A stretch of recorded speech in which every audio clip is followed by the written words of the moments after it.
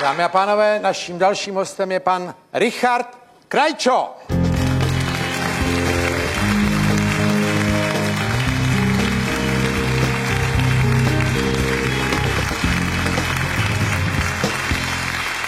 Richard Krajčo, herec, zpěvák, moderátor. Máte taky potřebu dokazovat si s klacíkem, že ho hodíte před sebe rovně? No, když jsem to poslouchal, tak jsem ji začal mít teda. Richarde, u vás je zajímavé, vy jste poměrně mladý a přitom už hrajete v Národním divadle. A na druhou stranu, ale přitom jste zpěvák, že jo? To je strašně zvláštní, bych řekl, v českých poměrech takový seskupení, že hrajete s kapelou Kryštof, že jo, kterou máte leta, a přitom hrajete v Národním divadle, což je taková akademická instituce svým způsobem pro mě. A přitom jste ale moderátor pro mladý a muzika. Jak se vám to tak proplejtá v hlavě dohromady? Tak zatím to jde to tak už dlouho. A vy jste hrál třeba Hamleta, že jo? Třeba. V Ostravě ještě. Jo. Než jsem přišel do toho Národního divadla do Prahy. Z kolika jste hrál Hamleta? V 21. V 21? No. To je po Hamletovi v podstatě.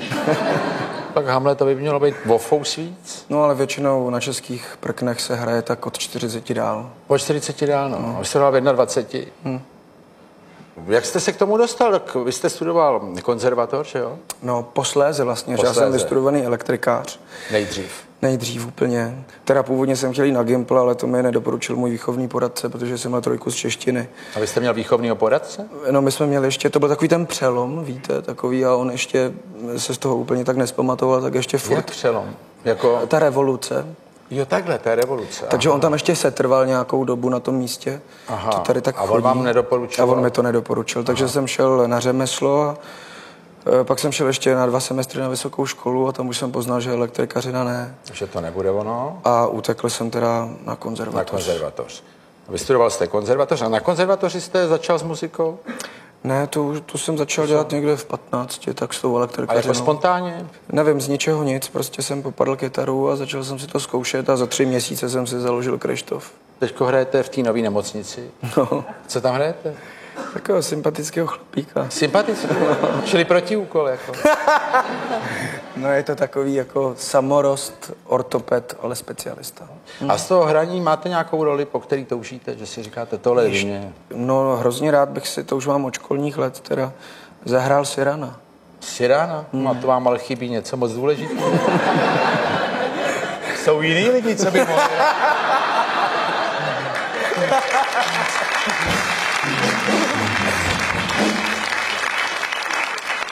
Já chtěl celý život hrát sympatický ortopedy.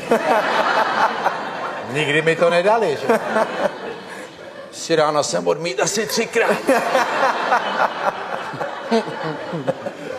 Čili že byste si nalepil nějakou náhražku, jo? No. A vy jste v civilu taky výřečnej, takovej mluvnej? Jak to myslíte? No, jestli máte tu podstatu toho Cyrána trošku v sobě, když on to není Cyrano, on je to spíš Kristián, že jo? No, neřekl by, já bych řekl, že to spíš Cyrano. No. Záleží na pojetí toho režiséra, no, a jestli bude to ta avantgarda v Národním, tak to bude hodně Kristián. Ještě bude nahej asi, ale to je jedno.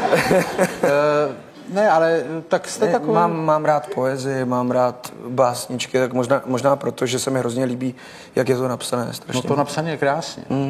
Ale pak jsem koukal, to je taková zvláštnost, že jste se oženil, za půl roku jste se rozvedl. No, tak znáte to někdy. Já to neznám. To neznám. No tak tohle zrovna ne, ale někdy to tak prostě přijde. Ne to jako, že se rozejdete, to samozřejmě na tom, ale že se berete a pak se rozejdete, tak něco z toho bylo uspěchaný tam, ne? Asi jo. A nebo vy máte rád ty ceremoniály?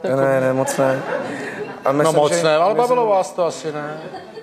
No chtěl jsem. Jo, varhany byly, jo. Ne. Kapela hrála? Ne. Tak co hrálo? A to vám nemusím říkat. No ne, byl tam orchestr nějaký? No, něco hrálo. Ale myslím, že to bylo uspěchané. Z její strany? Myslím, že z mé strany. Jako, že vy jste si vybral špatnou partnerku? Ne, to nechci říct. Myslím, že nebo že jste to uspěchal v tom, že jste to odhad špatně? To špatně odhad. Jo. A teďko už je to dobrý? Teď už je to dobrý. Jo. Teď už je to jak dlouho? 2 roky to bude. No jo, to je nádherný. 2 roky? To je dobrý. Jo, vy taky jste 2 roky, jo? No ale ten dělá 100 za 10-17. Počkejte, za 17 jsem slyšel. Za 10? Za 17. Za 17 vlastně. To jste říkal, že je za kolik vy procházka. děláte 100? Já? Já jsem to neměřil. A sportujete taky? Sportujete? Na PlayStationu sportuju. Na PlayStationu. Čili kolega. Kolega ze stadionu, jo? Co hrajete? No, teď jsem si pořídil nový fotbal, protože tam je fotbalová liga. Tak hraju To za mě Baník. nemusíte říkat. Který máte fotbal? FIFU 08, ale 08, je tam česká liga, tak hraju za Baník. Já vím, ale blbá je ta grafika. Ale není. Lepší je soccer. Pro Evolution. Pro Evolution.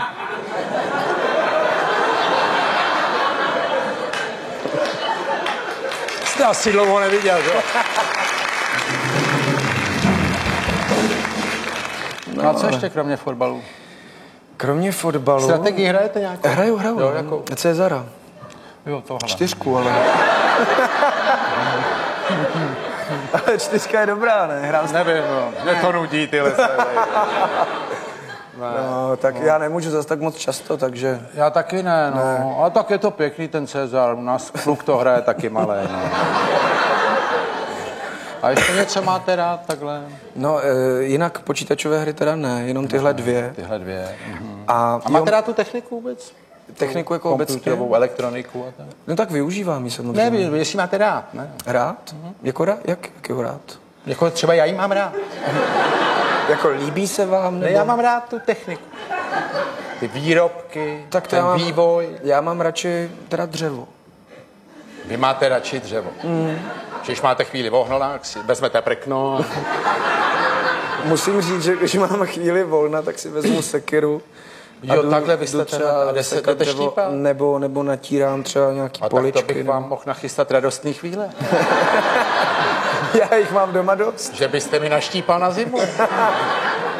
Na to jsou výborný stroje, mimo jiné. Já vím, ale to zase není ono. A kolik máte kubíků na zimu? Na zimu tak já mám hlavně dřevěný brikety, víte. Jo, jedete briketama. No tak briketama. to není úplně ono. Ale mám tam taky nějaký dříví. Něco, malinko. Takový 3 kubíky. 3 kubíky? No, za kdo byste to tak naštípal asi? No tak záleží, kolik by bylo času a koncertu a představení, ale... No ne, tak to byste odštípal a pak byste sjel na turné, že jo? To byste musel paní Hoškové sekretariátu v Národním divadle vysvětlit, ale... No abych řekl, nemůže štípe, ale vy si jako jdete vyloženě se sekirou a vydržíte si štípat třeba 2 hodiny? No, tak ale to je tak maximum. No jo, tak to je takový hobby jenom. No to je. A tak říkal jste, co mám rád. A to máte fakt rád, jo? To mám rád, no. Čili štípat třeba dříví. A motorku ještě. A vy máte motorku? No, to máme taky rádi. To mě je vás líto. Ale já jsem totiž... Silnou? No, tak on je to chopper vlastně, takže ono to má silný obsah, ale za stolik ne, no, ale prdí to tak jako. Trošičku, no. Tak to je jako... aby to nebylo slyšet, že to jede, když už to člověk má, ne? A to je na takové ty výlety jenom po krajině. No já je znám, ty výlety, no, tak já je často vidím z auta, no. No to není ono. To musí mít sedlo prostě jako kůň. Já vím, tam je strašně výhodný, že když vezmete tu partnerku, tak tam je jistý, že na vás bude viset, že jo? Že se tak drží o daně, že jo? No tak většinou to tak bývá. No musí. A když ne, tak přidáte. Když ne, tak přidáte. A nebo v zatáčce se to malinko přiklopí a ona už se drží. A už. Tak a teďko bych vás teda poprosil, jestli byste nám zaspíval. Jde to? Jde to. Co nám zaspíváte? Novou píseň, vlastně někdy ještě veřejně nebyla představena, jmenuje se Atentát, je to taková romantická písnička. Tak se budeme těšit.